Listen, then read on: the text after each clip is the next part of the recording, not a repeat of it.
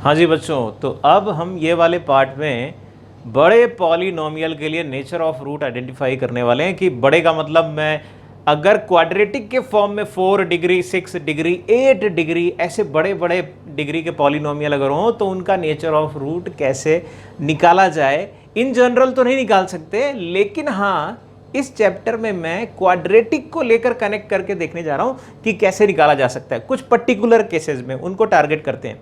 कैसे जरा देखना।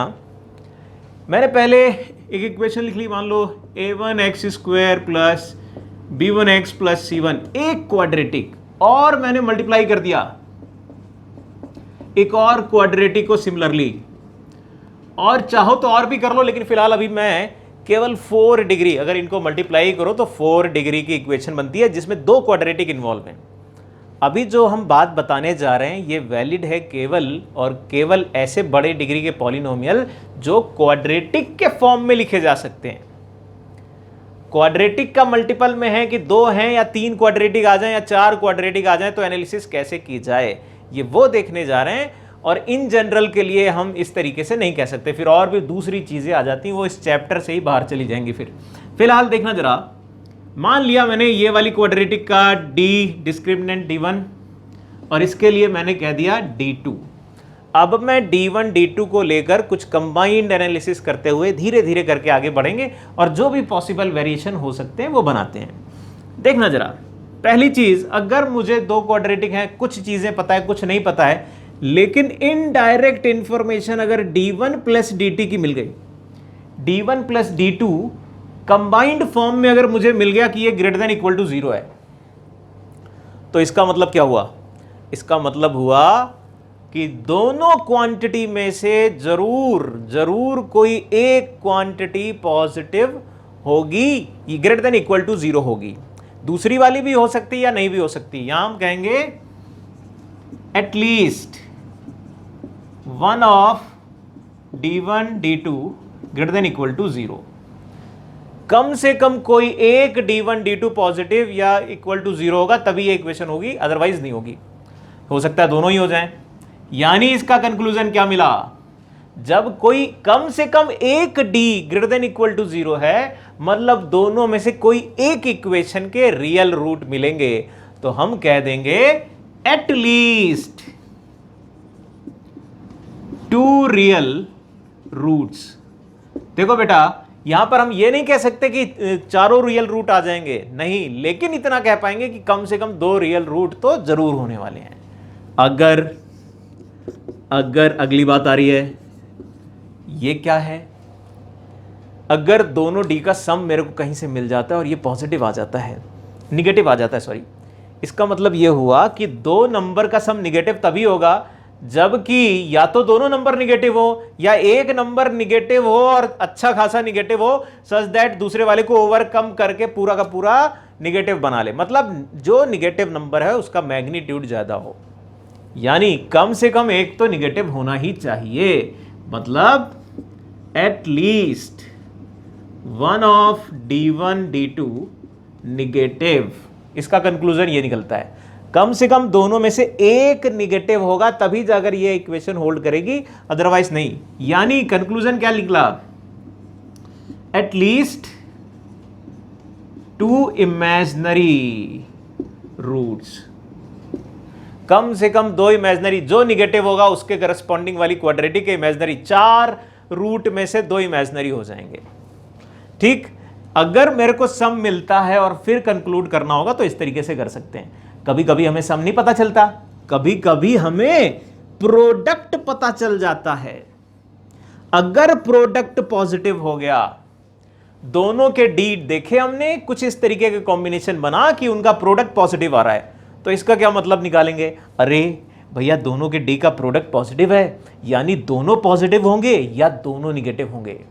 मतलब ऐसा कह देंगे कि ऑल 4 रियल रूट्स और ऑल 4 इमेजिनरी रूट्स। या तो चारों के चारों रियल रूट होंगे या चारों के चारों इमेजिनरी होंगे। ऐसा नहीं होगा कि 2 रियल हो गए 2 इमेजिनरी हो गए, इस तरीके का कॉम्बिनेशन नहीं बनेगा। अगर इक्वल टू 0 हुआ तो इसका क्या कंक्लूजन होगा? अब खुद सोचो दिमाग में, दो क्वांटिटी का प्रोडक्ट 0 आ रहा है, इसका मतलब कम से कम एक क्वांटिटी उनमें से 0 है। मतलब इतना तो कह दोगे कि कम से कम 2 रियल रूट होंगे, या और प्रिसाइज करें तो किसी एक का D 0 है, मतलब उसके रियल एंड इक्वल रूट होंगे।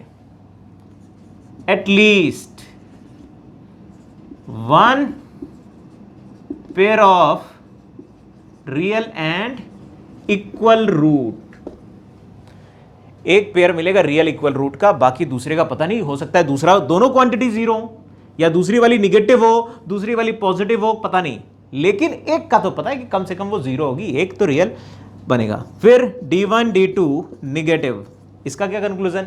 दो क्वांटिटी का मल्टीप्लिकेशन निगेटिव कब होता है? अरे भैया ये तो सिंपल सी बात है, एक पॉजिटिव होगा एक निगेटिव होगा तभी तो होगा। मतलब क्या समझ में आ गया? मतलब समझ में आ गया कि 2 रियल और 2 इमेजिनरी रूट मिलेंगे। देखो भाई, ये कोई बहुत स्टैंडर्ड अप्रोच नहीं है, ये बस मैंने एनालिसिस करके बताया जिस तरीके से इन जनरल आपको दिमाग चलाना है।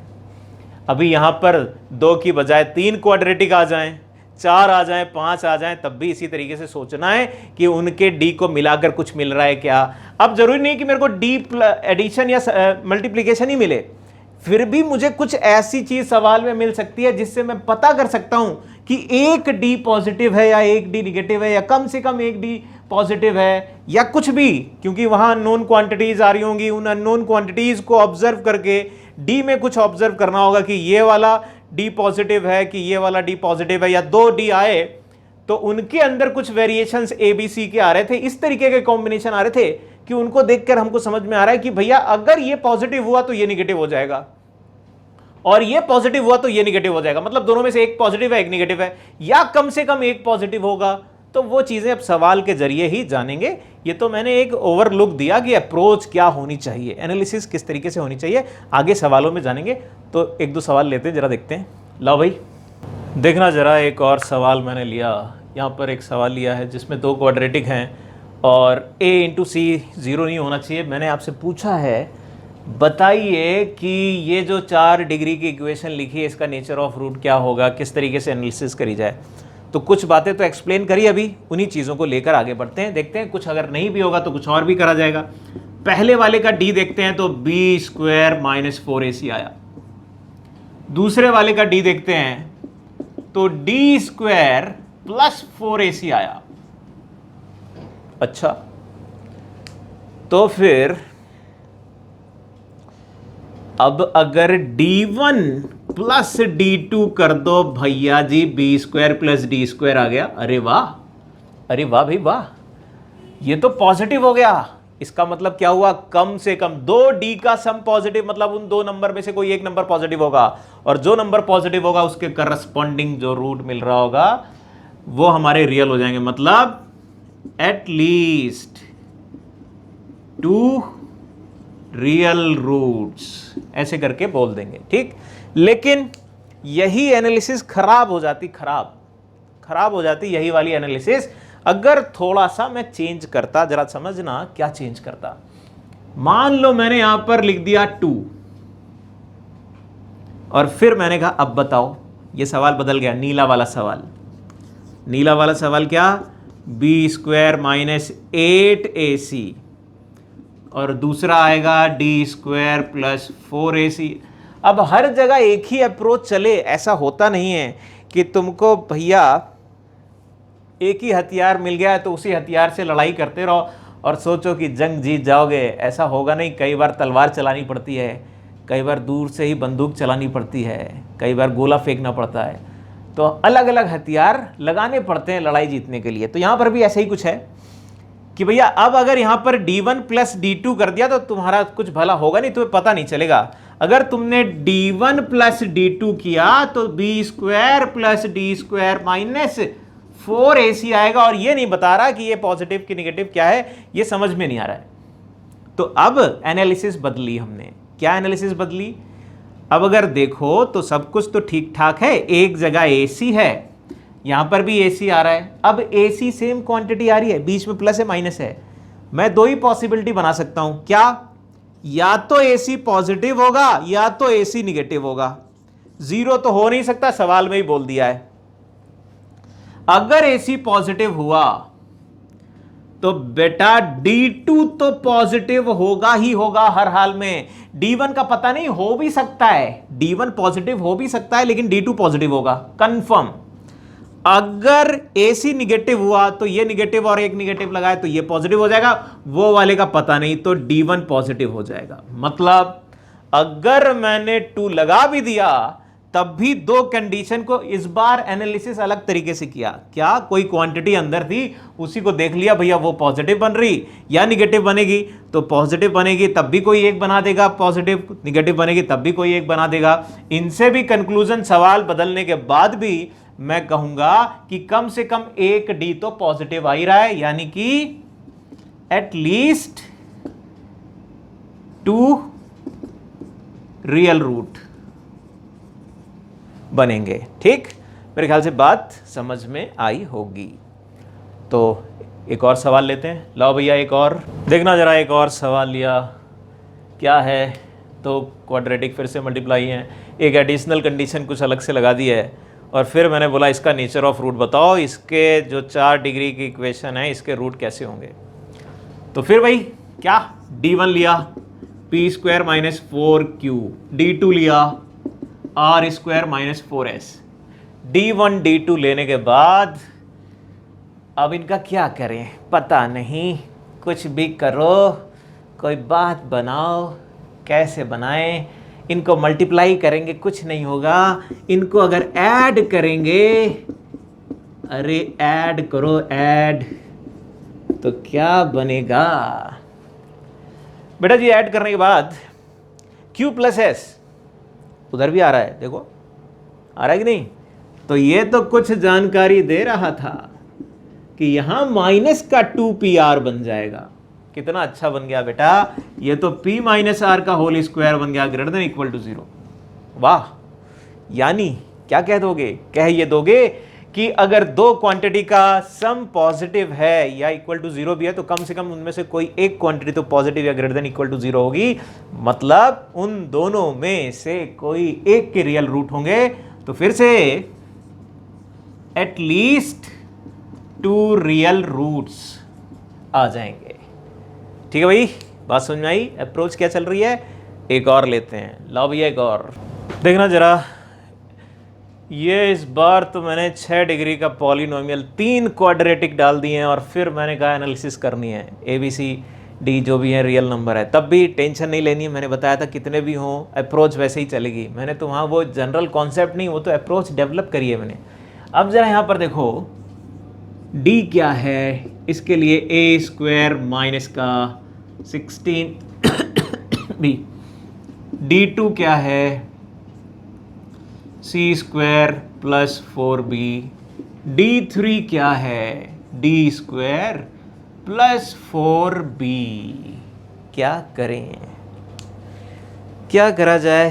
देखो भाई, आप एक काम तो कर सकते हो, वो ये कि इनको अगर ऐड वगैरह करने जाओ तो सीधे ऐड करोगे तो टेंशन होगी, सीधे ऐड ना करो तो कुछ बनता नहीं, क्योंकि सीधे ऐड करोगे तो यहाँ पर फिर भी माइनस का। अब देखो एक चीज़ करके दिखा देता हूँ जिससे आपका भला नहीं होगा, शायद आपका दिमाग चले लेकिन इससे भला हुआ नहीं। a² + c² + d² और माइनस का रह गया 8b। ये जो माइनस का 8b आ रहा है ना, यही हमें कंफ्यूजन क्रिएट कर रहा है। हमें पता नहीं चल रहा कि भैया ये क्वांटिटी पूरी पॉजिटिव होगी कि नहीं होगी, पता नहीं चला। तो फिर कोई बात नहीं, दूसरा एंगल बदलो। एंगल 2 तरीके से बदल के बताऊंगा, जरा देखना। एक ये कि दिक्कत ये है कि भैया ये सेकंड वाला पार्ट जो होल स्क्वायर नहीं है उसमें b ही आ रहा है। अब अगर b ही आ रहा है तो एक सवाल में एनालिसिस करी थी ना कि b या तो पॉजिटिव होगा और b या तो निगेटिव होगा। अगर b को पॉजिटिव कर दिया, अगर b को पॉजिटिव कर दिया तो भैया D2 पॉजिटिव होगा और D3 पॉजिटिव होगा कंफर्म। D1 हो भी सकता है, नहीं भी हो सकता है, पता नहीं, लेकिन अगर B को निगेटिव कर दिया तो D1 डेफिनेटली पॉजिटिव होगा, D2 और D3 का पता नहीं।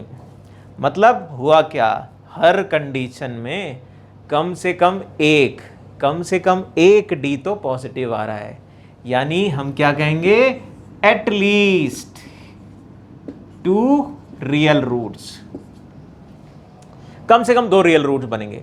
ठीक, अब मैं दूसरी एनालिसिस क्या बता रहा था, अगर ऐसे नहीं देख पाओ तो हम कहते हैं कि D1 plus 3 times D2 plus D3 कर देना। ये क्या किया, मैंने किसी D में 3 से मल्टीप्लाई कर दिया, इसमें अगर 3 से मल्टीप्लाई कर दिया तो क्या हुआ ये कि अब ये 12 हो गया, 12B, और इधर से 16B, ये तो भैया a square plus 3c² plus d² बचा। लो बउआ लो, क्या हुआ, पॉजिटिव क्वांटिटी आ गई, ये आ गई पॉजिटिव।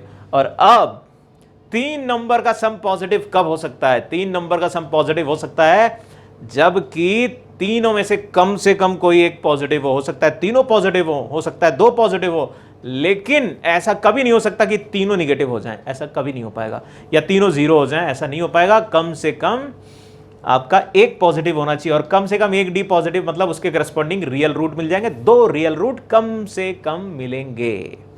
ठीक, तो ये जो भी मैंने ये वाले पार्ट में कहानी बताई उसमें एक रेस्ट्रिक्शन लगा हुआ है, वो ये कि हर हाल में बड़ा पॉलिनोमियल क्वाड्रेटिक फॉर्म में अगर लिखा हो तभी हम कर सकते हैं, नहीं तो वो बाकी चीज़ें फिर जनरल हो जाती हैं, फिर वो और आगे भी आएंगी, बड़े बड़े पॉलिनोमियल भी करेंगे, इन जनरल वाले फॉर्म में कुछ करेंगे।